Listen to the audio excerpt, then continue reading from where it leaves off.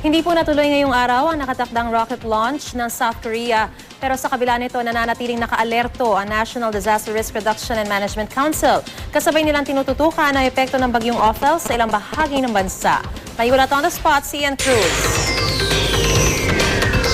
Ian? Yes, Maris, hindi nga natuloy yung rocket launch ng South Korea na maglulunsad sana ng kanilang science and technology satellite sa kalawakan. Pero sa kabila niyan, Maris, ay patuloy nga na magiging naka-alerto ang NDRMC. Patuloy ang pagpapatupad ng no-fly, no-sail at no fishing sa eastern seaboard ng bansa. Mula yan sa Bicol Region hanggang sa Mindanao. Mula yan, Maris, sa alas 2:30 ngayong hapon hanggang alas 6 ng gabi. Kung itinuloy ang launching ng rocket, ang una at ikalawang booster ng rocket ay malalaglag umano sa Philippine Sea o 540 nautical miles mula yan sa kalupaan ng Visayas at Mindanao. Narito yung pahayag ni Yusek Benito Ramos. Hindi pa, dahil kung ito, ibig sabihin ng aborted postport, dahil ni-request nila 15:30 hanggang 1700 hours, yung KST, Philippine time, alas 2:30 hanggang alas 6.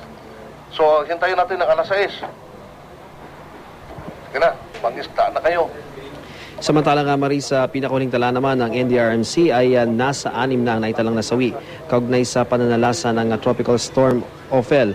Ang pinakahuli nga ay ang 4 na taong bata na biktima ng landslide sa San Juan, Batangas.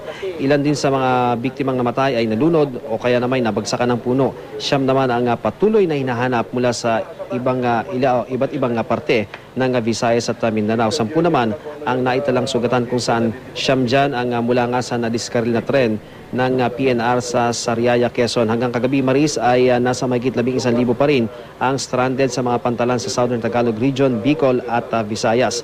Inaasang lalabas na ng ang bagyo o inasang umalis na ang bagyo kaninang tanghali, pero tuloy-tuloy pa rin ang alerto ng NDRMC. Kaugnay sa nadiskaril na tren ay ginagawan pa rin daw ito ng paraan kung paano maiayos at tatansyahan ng NDRMC base sa kanilang pakikipag-ugnayan sa PNR ay 2 araw daw bago ito maayos. Narito ang pahayag uli ni Ginoong Benito Ramos.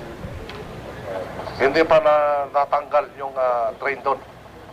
Kaya hindi makabiyahe dahil iisa lang naman yung dahil nakapalakpak doon, nakahalang doon.